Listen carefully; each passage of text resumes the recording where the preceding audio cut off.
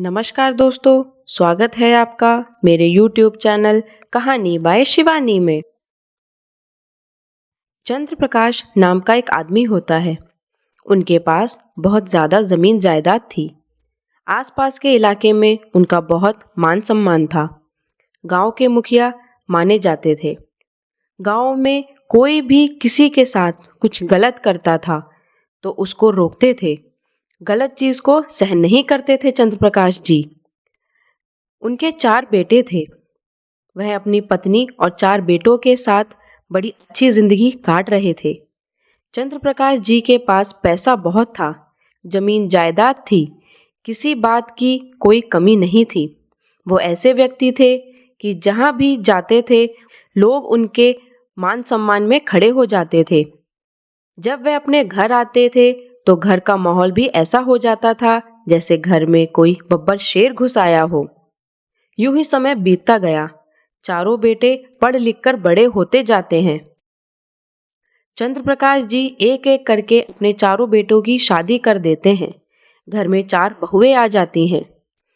इसके बावजूद भी चंद्र प्रकाश जी घर में आते थे तो बहू बेटा किसी की भी हिम्मत नहीं होती थी कि उनके सामने कोई कुछ बोल भी दे।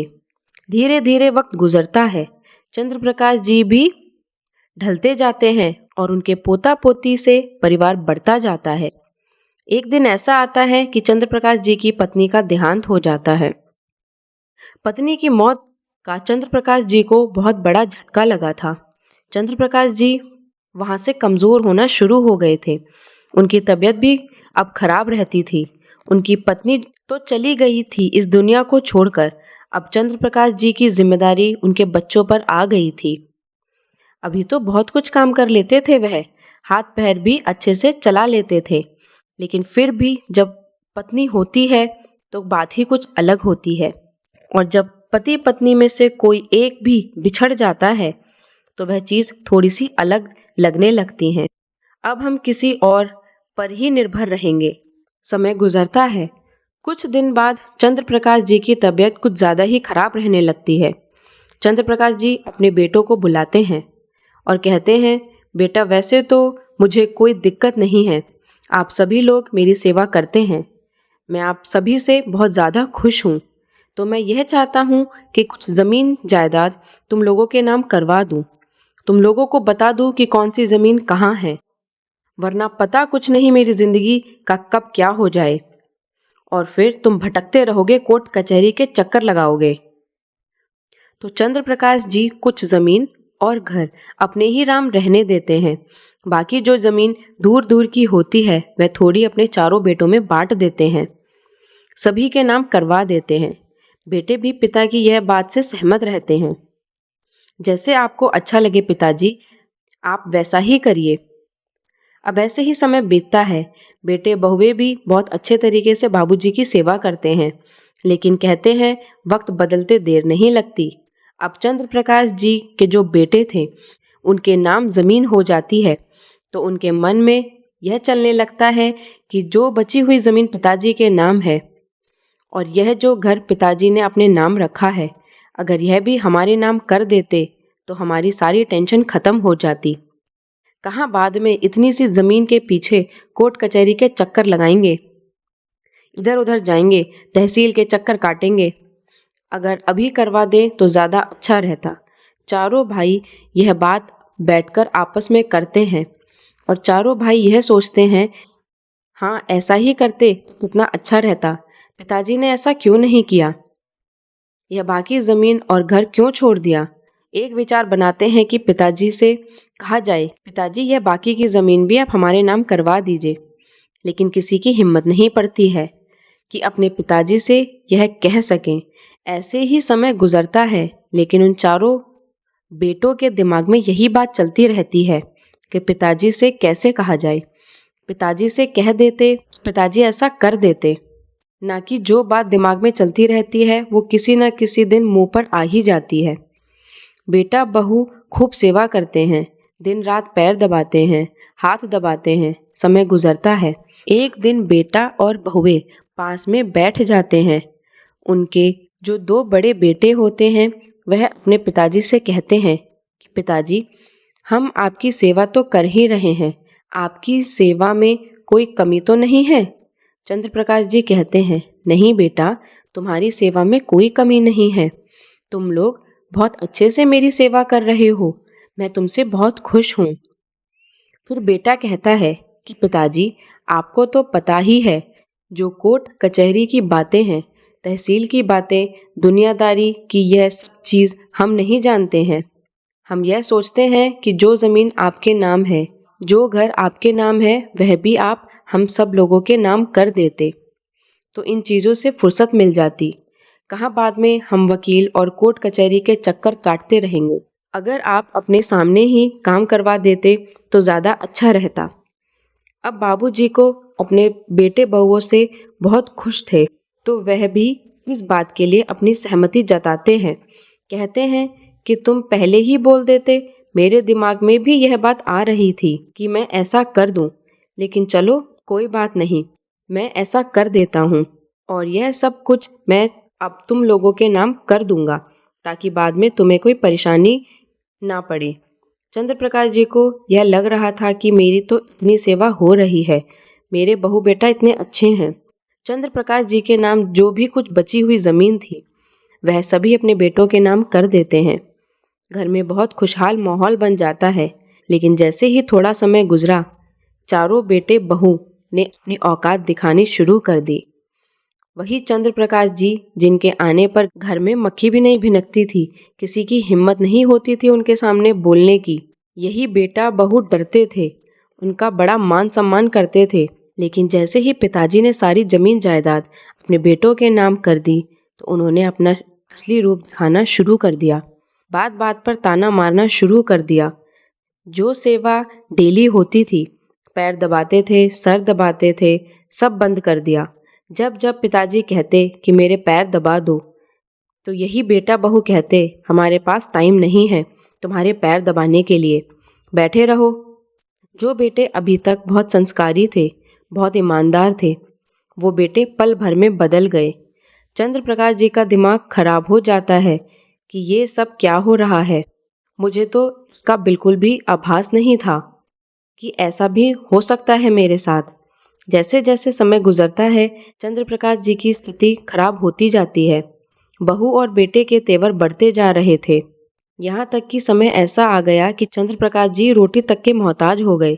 सूखी रोटी उनको मिलने लगी, झूठी थाली में उनको खाना मिलने लगा। वही बेटे उनका मजाक बनाने लगे। घर में उनकी कोई इज्जत नहीं करता था। बहुत पछताते हैं, रोते हैं, अपनी पत्नी को याद करते हैं, सोचते हैं कि मैंने इतनी बड़ी गलती कैसे कर दी, मैंने क्यों इन पर भरोसा कर लिया। मेरे नाम थोड़ी सी जमीन जायदाद थी, मैंने वो भी इनके नाम कर दी, इसलिए इन्होंने मुझे अपनी औकात दिखाना शुरू कर दिया।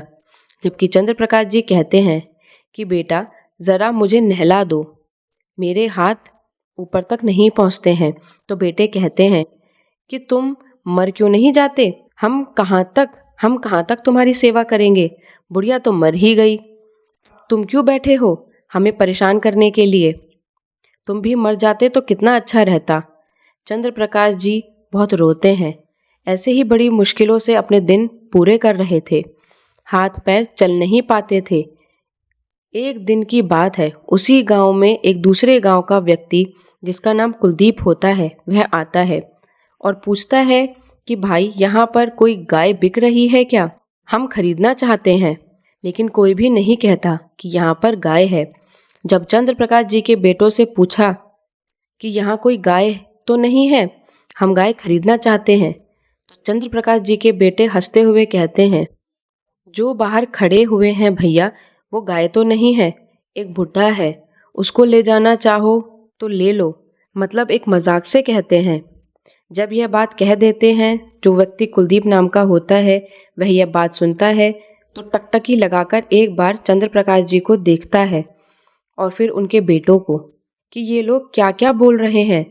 कुछ देर तक कुलदीप सोचता रहता है, फिर बाद में कहता है कि सच में तुम अपने पिता को बेचना चाहते हो। बेटे कहते हैं कि हाँ, बेचना चाहता हूँ। तो कुलदीप सहमी आवाज में बोलता है, इनकी कीमत बताओ, कितनी कीमत है तुम्हारे पिताजी की। मैं तुम्हारे पिताजी को खरीदना चाहता हूँ। तो बेटे सोच रहे थे कि मजाक कर रहा है, लेकिन कहने लगते हैं 20,000। 20,000 दे दे और ले जाओ इसे। उनको नहीं पता था कि कुलदीप इस बात को सीरियसली कह रहा है। कुलदीप के पास पैसे थे। कुलदीप कहता है, ठीक है, आप सभी लोग सलाह मशवरा कर लो, इसके बाद मैं इनको खरीद लूंगा, मुझे ज़रूरत है। यह चारों भाई आपस में सलाह मशवरा करते हैं कि ऐसी ऐसी बात है। तो छोटे वाले भाई कहते हैं कि हाँ दे दो, अगर वह ले रहा है तो ले जाए, 20,000 मिल ही जाएंगे। इसका हम वैसे भी क्या ही करेंगे, परेशान करता है, यहाँ पर दिन भर थूकता रहता है। बेटा और बहू ने मिलकर अपने पिताजी का सौदा कर दिया और 20,000 में बेच दिया। जब चंद्र प्रकाश जी यह नज़ारा देखते हैं तो उनकी आंखों से आंसू नहीं रुकते। आज मेरी हालत जानवरों से भी बदतर हो गई है। जानवर की तरह मेरे बेटों ने मुझे बेच दिया है। जब कुलदीप पैसे उनके बेटों को दे देता है तो कहता है कि बाबा चलिए मेरे साथ, मैंने आपको खरीद लिया है। चंद्र प्रकाश जी कुछ नहीं बोलते हैं और कुलदीप उनका थोड़ा बहुत सामान उठा लेता है। फिर चंद्र प्रकाश जी को अपने साथ अपने घर लेकर चल देता है। चंद्र प्रकाश जी की आंखों से आंसू बहते रहते हैं। कुलदीप उन्हें अपने घर लेकर पहुंचता है। अपनी पत्नी से कहता है, उसकी पत्नी का नाम निर्मला था। निर्मला, यह देखो बाबा आए हैं, मैं इनको खरीद कर लाया हूँ। आज से ये हमारे साथ रहेंगे। ये हमारे बाबा हैं, हम इनकी सेवा करेंगे। कुलदीप की पत्नी निर्मला भी बड़े ही भक्ति स्वभाव की महिला थी। सेवा सत्कार में बहुत ज़्यादा विश्वास रखती थी। वो उनके पैर छूती है और बड़े अदब के साथ में बिठाती है। उनके लिए एक अच्छा सा बिस्तर लगाया जाता है। कुलदीप चंद्र प्रकाश जी से कहता है कि आपको बिल्कुल भी किसी बात की चिंता करने की ज़रूरत नहीं है। आज से आप उनके नहीं हमारे हो। हम आपकी सेवा करेंगे, किसी चीज़ की आपको कमी नहीं आने देंगे। अच्छा स्वादिष्ट ताज़ा खाना उनके सामने रखा जाता है। चंद्र प्रकाश जी खाना खाते हैं तो उनकी आंखों से आंसू तो वैसे ही नहीं रुक रहे थे। एक तरह से खुश भी होते हैं और दुखी भी होते हुए, क्योंकि बहुत लंबे समय से उन्होंने ताजा खाना नहीं खाया था। अब वह पति पत्नी दोनों उनके पैर दबाते हैं। चंद्र प्रकाश जी को यह समझ नहीं आ रहा था कि मेरी जिंदगी अचानक से कैसे बदल गई। यह समय मेरा कैसे बदल गया और मैं अचानक यहाँ पर कैसे आ गया। बहुत ज़्यादा खुश होते हैं और दोनों पति पत्नी को बड़ी दुआएं देते हैं। कुलदीप के गांव में एक दिन मेला लगा हुआ था।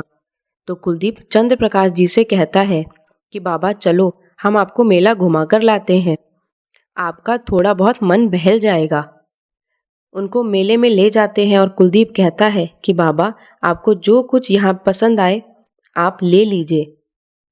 वह कहते हैं कि बेटा वैसे मैं यहाँ पर क्या ही लूँगा, मेरी एक इच्छा थी घड़ी पहनने की, जो मैं हमेशा से पहनकर रखता था। मेरे बेटों ने वह भी अपने पास रख ली है, उसको वहीं बेच दिया है। तो कुलदीप उनके लिए घड़ी ले आता है। इसके बाद बड़े अच्छे से खिला पिलाकर उन्हें घर वापस ले जाता है। घर पर पत्नी ने अच्छा ताजा खाना बना दिया था, लेकिन चंद्र प्रकाश जी कहते हैं बेटा मैं और नहीं खा पाऊंगा, पहले ही मेले में बहुत कुछ खा लिया है। कुलदीप जबरदस्ती उन्हें थोड़ा बहुत खाना खिला देता है। फिर चंद्र प्रकाश जी कहते हैं कि मुझे एक बात समझ नहीं आ रही कि बेटा सब कुछ तो ठीक है, लेकिन मुझे यह बताओ कि तुमने मुझे क्यों खरीदा। लोग अपने माता पिता को खाना नहीं देते, लेकिन तुम्हारे सामने ऐसी क्या मजबूरी थी, क्या वजह थी जिसकी वजह से तुमने मुझे खरीदा, मुझे इसका कारण बता दो। तब कुलदीप कहता है कि बाबा मेरी जिंदगी में मुझसे एक बहुत बड़ी भूल हो गई है, उसका पश्चाताप करने के लिए मैंने आपको खरीदा है।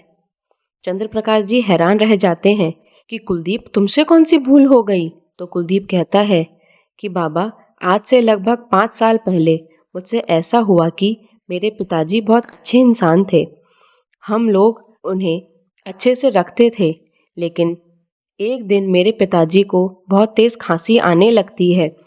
पिताजी का मैंने इलाज भी बहुत करवाया, दवाई भी दिलाई, लेकिन मेरे पिताजी को कोई आराम नहीं होता है।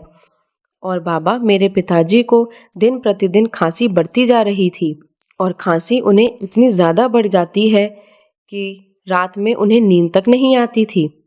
हम रात भर सो नहीं पाते थे। मुझे इतना ज़्यादा गुस्सा आया कि एक दिन मैंने सोचा कि आज हम बाबा को नींद की गोली खिला देंगे कि जिससे वह पूरी रात सोते रहेंगे, क्योंकि उनकी वजह से कई रात से हम ढंग से सो भी नहीं पा रहे थे। मेरा दिमाग तो पहले ही खराब हो रहा था क्योंकि मैं कई रात से सो नहीं पाया था।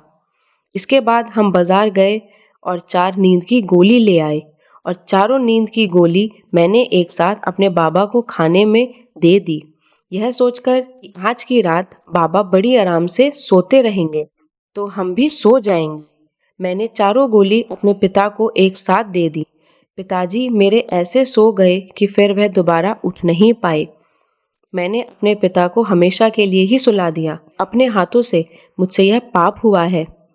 और यह बात कहकर कुलदीप जोर जोर से रोने लगा।